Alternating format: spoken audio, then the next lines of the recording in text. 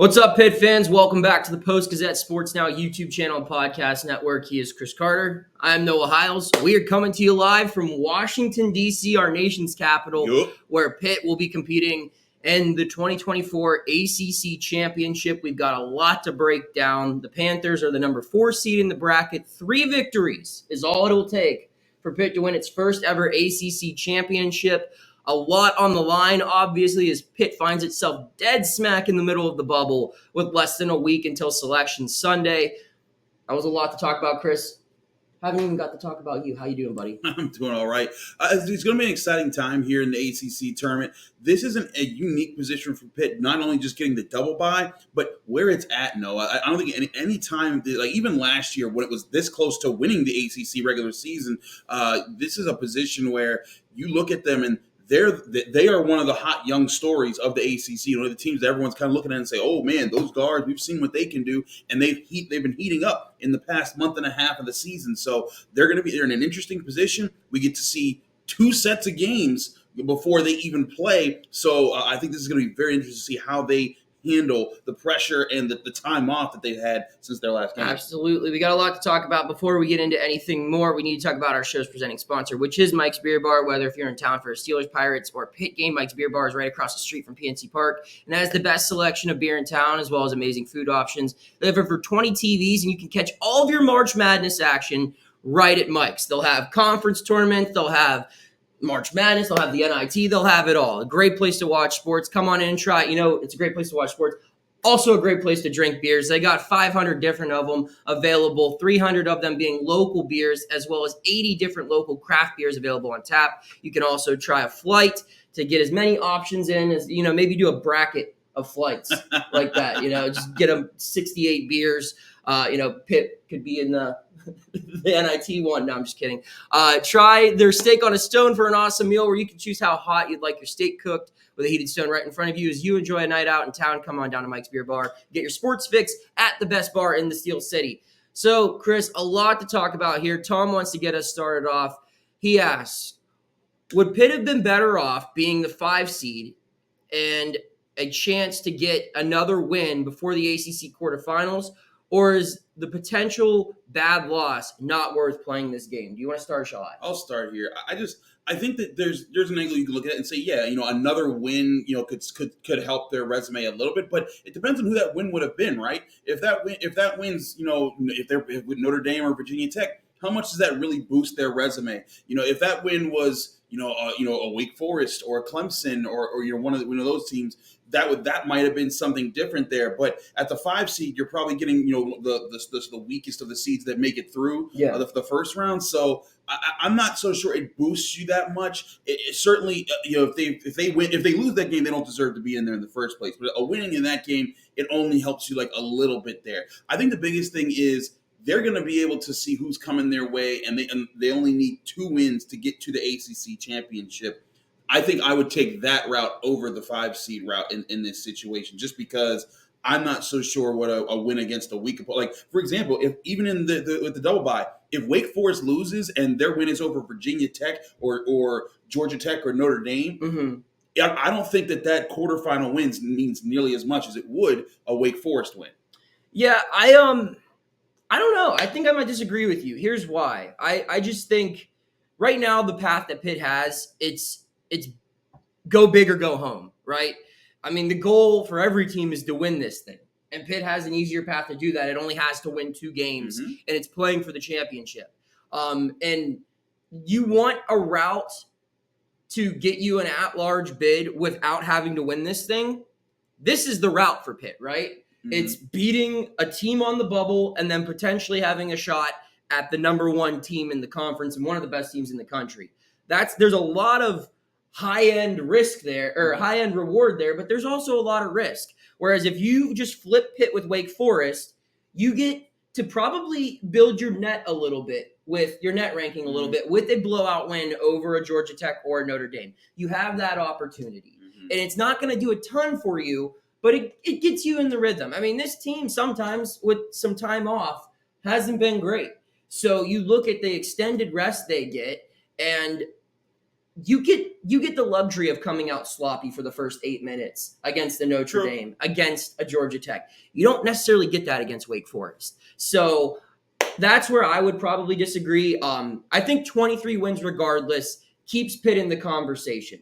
However, this current path they have, 23 wins, they're a bigger part of the conversation. Whereas if they're 23 wins, their 2 wins here come against Georgia Tech and then Wake Forest, that's not as good of a package. Even if they beat 2 lower seeded teams, like you mentioned, it could be like a Georgia Tech who could sneak in to the quarters and then beat like a Virginia Tech or a Florida State who upsetted North Carolina in the semis. I still think just getting to the championship with 2 wins is a better look. But I think that there's an easier path to 23 wins, I guess, by going with the 5 seed route. Would it be as sexy as a resume? No. But who's to say? I don't know. I see both sides of it. I see both sides of it too. Yeah, it's they need to beat the good teams regardless. But I think that helping their net and Ken Palm a little bit could also be a benefit. So we'll move on now. Ryan wants to know, is there a path for Pitt to receive an at-large bid without making it to the ACC championship game? I'll just say this right now. No, there's not. This team needs to win 2 games in DC. Should it have to? Absolutely not. I think that just based off of what it's already achieved, coming in a top 4 spot in a power conference like the ACC with 21 wins, with 7 road wins over Power 5 opponents or Power 6 opponents, that should probably be enough this year. But based off of what literally everyone's saying, you can make Lunardi the villain. You can make Jerry Palm the villain. You can villainize whoever you'd like. The reality is nearly everyone who does this bracketology stuff for a living is saying Pitt has not done enough to prove its worth yet, which means just 1 win isn't going to change anything. Pitt entered this week having to prove why it should be in, whereas there's a handful of teams ahead of it that entered this week proving why they shouldn't have to be in. That was kind of the situation Pitt found itself in last year. It just had to come down to, or not Charlottesville, Greensboro, and just not get embarrassed in its first game, win that 1 postseason game and say, look, we belong. Here, Pitt has to prove something. And I don't know if because of their spot in this bracket where you need to win 2 games, in order for you to win 2 games, you have to get to the championship. 1 win, even if it's over by over 30 against Wake Forest, all that's going to do is shrink the bubble and kick Wake Forest off. It'll do a little bit for you, but it's not going to do enough to push you over onto the right side, especially with the risk of having a Utah or a Colorado or a Seton Hall or a St. John's potentially winning their conference tournament. So I don't think that just 1 win will be enough. I think they have to get 2 wins, and because of their spot in the bracket, that means they'll be in the ACC championship. I feel like you disagree. You're right. I actually think that it's a slimmer path. Like you're one win over Wake Forest and then a loss to North Carolina. You're sweating on Selection Sunday, but I do think there's a path to it. Now, does it require a few more things to happen away from them? Certainly. But I do look at Pitt's resume, and like you said, there's 7 true road wins. Some of the big wins that they had, and now you can say, "Hey, we won the season series with Wake Forest. It's tied up right now, 1-1. You push Wake Forest off the bubble, and then you look at the other bubble teams and say, okay, which some of those teams does Pitt have a better resume than? And very few of those teams have a road win like Duke. Very few teams have as many road wins as Pitt. And I think if you look at those things, the one thing that Pitt's biggest weakness is its out-of-conference schedule and the strength of schedule of those teams, and that it lost to Missouri. But you look at other teams like Villanova that have lost to Penn, Drexel, and jokes of programs that like if we're comparing Missouri's 1 loss to those several losses, I think that Pitt stands out there, and you can make arguments. But to your point, if they beat Wake Forest and North Carolina, you're not sweating anymore. You're sitting like, okay, we've done our job, and it's more like if they go into Selection Sunday and they're not picked after those 2 wins, then I think it's like you're coming up on Florida State football levels of what are we doing here anyways. But with being left out of the chance to compete for a championship. But if you win that one game, you go into Selection Sunday thinking like, you know what, we could have done just a little bit more. If you're left out there, like there, I don't think Pitt fans have nearly as much room to gripe as if you beat them and beat North Carolina, who is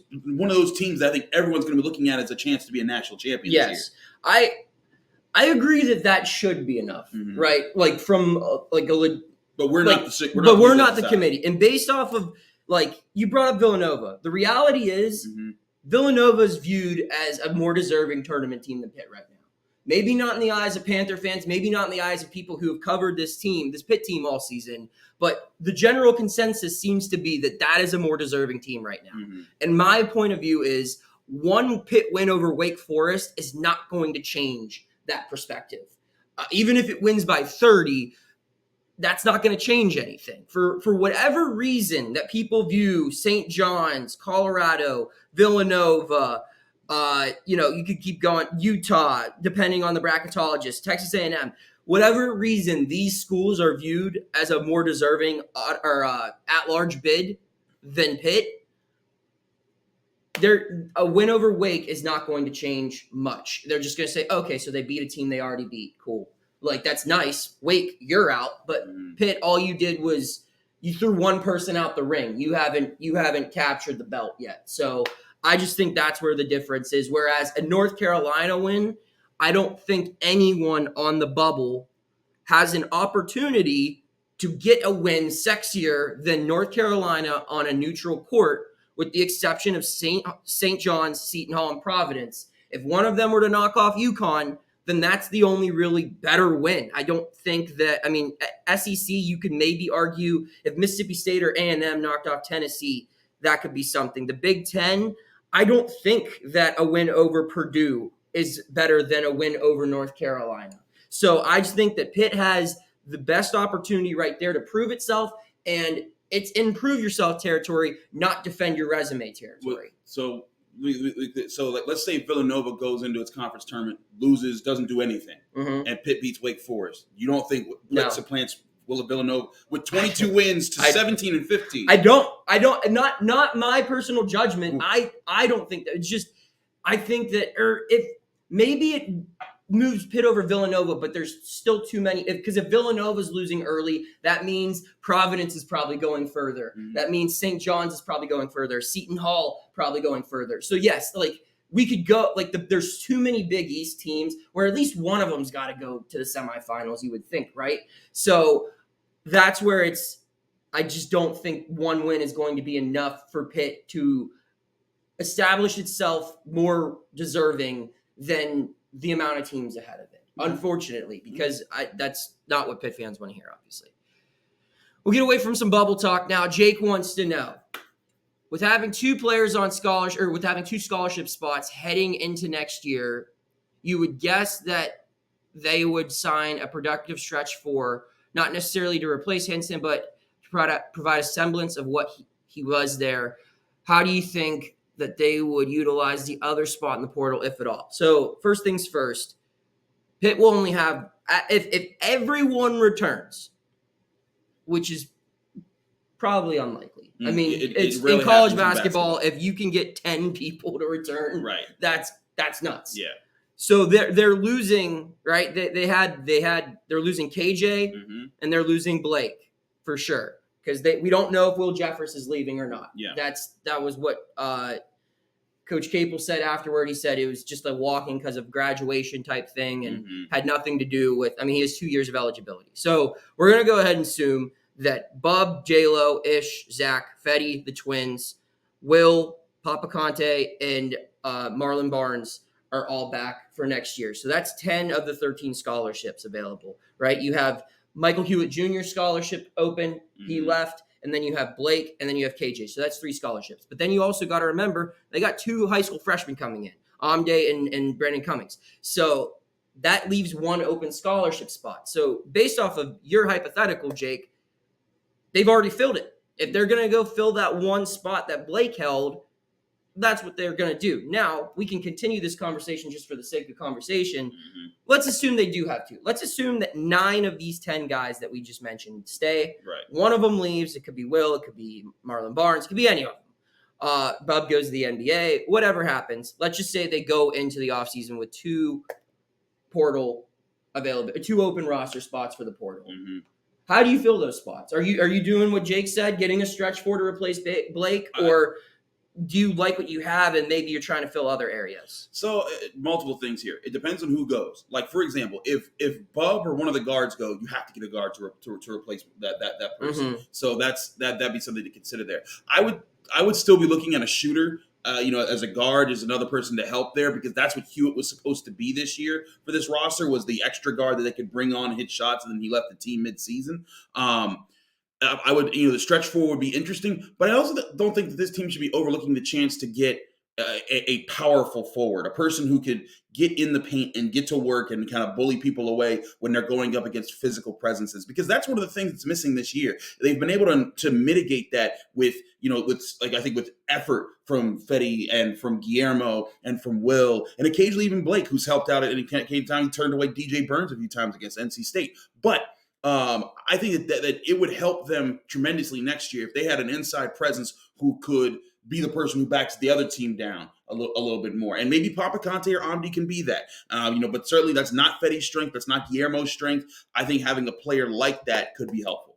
Yeah, I don't really care position-wise. Well, for one of these I do. I agree. They just need size. Yeah. And when I say size, I don't Thick. mean tall and thin. They've got that in spades, my friends. With 2 C's. Yes. I think that, Conte returning with 4 years of eligibility, coming off this ACL, that's a big boost, right? Yes. You're gaining something that you already had, but you really didn't have, Mm-hmm. right? But again, this kid's coming off of an ACL. He's never played college basketball. Yep. I'm not putting all my eggs in that basket if I'm Jeff Capel. I like what I have there. And you also, theoretically, you like what you have with Fetty being a 3-year starter. You like what you have with Guillermo. And that's an intriguing pair that I think we saw in Boston College. You maybe play them together. Yeah. And you get the offense from one, you get the defense and the length from both on the other side, with a little bit more on Federico's end. But I think, yes, I'm going out and I'm just finding a big body. Just a big body. I don't necessarily need a starter there, but I need someone who is at least 260 pounds. Just someone who is big. And that way, when you run into a DJ Burns, an Efton Reed, something like that, just someone who gives you that difficult matchup. And I get that that's not the kind of style that Pitt plays. They need bigs that can run the floor, especially with the guards that they'll have coming back in this scenario. And they'll have that. Yes, but having that extra tool. But having that extra tool, exactly, where you don't have to rely on Will Jeffress to be your muscle, that's a benefit. And the other thing they need, and they're going to get this a little bit, they have some returning. You need someone who can shoot the basketball from outside. You need a sniper. If that comes from a 2-guard, that's great. If that comes from a wing, that's great. If that comes from a big man, if you can find just a big dude who can shoot from the outside, that's fine too. But if I'm them, I'm looking at a wing. I'm looking at maybe like something like Jake said, maybe like a stretch 4 who can shoot from the outside. I'm probably looking for someone a little smaller, maybe someone. Yeah, I think I don't know if you're looking for a Greg Elliott here, but I think that's not necessarily the worst idea. No, just someone who can shoot consistently 40% from 3. Because yes, I think J-Lo can shoot. I think Bub can shoot. I think Ish can shoot. Cummings can certainly shoot. But I don't think shooting is the best element of any of those guys' game, aside from maybe Bub. Yeah. So yeah, I just think having another consistent 3-point shooter who can be your 6th man, or maybe your first guard off the bench, or even just a role guy. They're going to have a lot of depth next year to begin with, but you look, that's one thing they're missing. They need size and they need a shooter. That would be how I fill out those 2 spots available if they exist. Move on now. Beam wants to know, if you're Jeff, how do you plan to defend Salas and Reed this time? Both of them were a problem in both games this year. So we're assuming in this hypothetical from Beam that Wake Forest wins tomorrow and it plays Pitt on Thursday. Chris, what do you do here? Do you go to Will Jeffress again? I think the big part of this is it's less about Reed. Reed got his in the first game, but you know what made it not matter as much? They defended the three really well. Yeah. And so I think it's a thing, and I talked about this in my 3 factors to winning to playing well in the ACC tournament.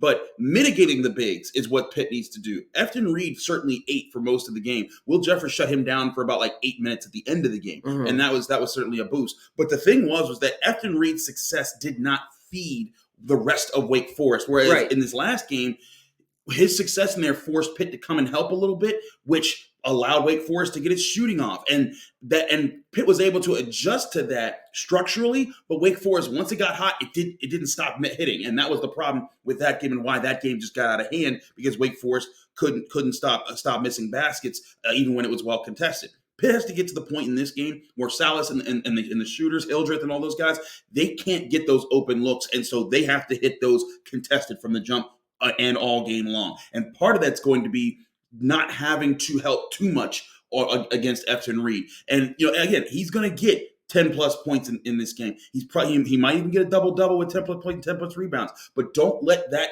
feed into the offensive flow that Wake Forest likes to get into when they're hitting from deep. Because when they do, that's when they beat you. So to me, it's less about shutting down Efton Reed as much as it is about not letting him impact everything else as much, and also keeping Hunter Salas off the 3-point line. What do you think of this option?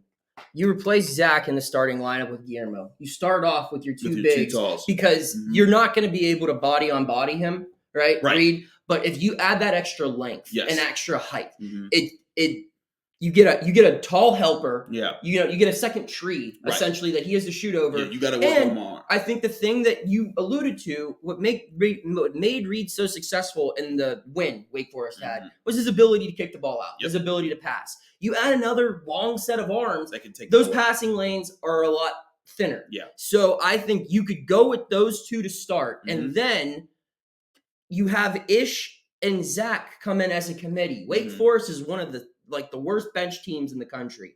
It's like one of the lowest scoring bench teams, especially away from home. So you bring in a starter and the 6th man of the year off the bench as your reserves with fresh legs. I think it could create a better rhythm for the game. And you could have, one group, the one committee is the shutdown Reed committee. The other committee is the energy committee. And you switch back and forth. That's just an idea. I don't think they'll do that. They'll probably just go with their regular starting 5. And we haven't even mentioned Will Jeffers. Do they deploy the Will Jeffers weapon at any point? They didn't do it that much against them the second time. Yeah, right. But so, granted, a game also got away from Yes. So do they go back to that this time? If so, when? Did they try other things first? I think you try other things first. Again, your main goal is to limit Efton Reed, but keep the 3-point shooting there down. And if they do that, then you can rotate Will on them at times. But you got to remember also, Fetty was highly inconsistent at that point. Whereas he's not highly consistent right now, but he's better than he was when that game was a month ago. So So I think that part of that also might be they might feel like, hey, they can handle this. They can handle this a little bit better than they could the last time. Because he's also been just very up and down. The way he faced Kyle Filipowski in the second Duke game was a lot better. Kyle Filipowski still scored, but again, mitigated. That scoring did not was kind of okay, he got his, but he didn't help everyone else feed off him. That's the thing they have to do in this game. Yeah, I don't know if I'm banking on Fetty. I'm not banking on him. I think I'm going in with the plan where it's Fetty. How can I get Fetty the best help possible? It's a rotation. That could mean a lot of different things. So, final question of the day comes from Carl. Do you two feel like any Pitt players were snubbed in this year's All-ACC recognition? Chris? I thought it was interesting that Bub didn't get rookie of the or freshman of the year over Marcus Burton for Notre Dame. I think Marcus Burton's numbers are what kind of poked that up a little bit. But I mean, you look at a person who was more impactful in more big games, and Bub Carrington was that. I don't know how many times Burton won ACC Rookie of the Week. But Bub won it 5 times this year, and he had his own teammate to contend with for all season. Jalen Lowe was pretty good, and Bub Carrington outshined him in plenty of games. So, I think that's the biggest one. I think if there's a gripe there, I don't think Coach anyone can complain about Hubert Davis getting it for how great North Carolina's played. Blake Hinson made first team, which I thought it was interesting that he got the least votes on the first team, but he still made it. Bub was an honorable mention for all ACC teams. So yeah, I think if anything, it's that Bub Carrington didn't win Freshman of the Year. Yeah, I didn't expect Bub to win it. I think he was a deserving candidate. But, Marcus Burton means the most to his team. I didn't think Burton deserved to win it either. I thought it was going to go to McCain, who, again, is probably like the fourth most important player on his team. But it's interesting because, like, they went by importance for the all-freshman team award. But if you're going by importance, I don't know how Jalen Lowe is not on the all-freshman team. So, yeah, just because, and I think that's where people are just looking at the numbers and they fail to recognize that this guy wasn't a starter for half the season. Mm-hmm. And since he's been a starter, his numbers are as good as any point guards really in the conference, aside from, a select few. But I think that, Jalen Lowe deserves to be somewhere on this all-freshman team. I understand that Burton is the star on Notre Dame. I understand that McCain and Cadeau play for Duke and North Carolina.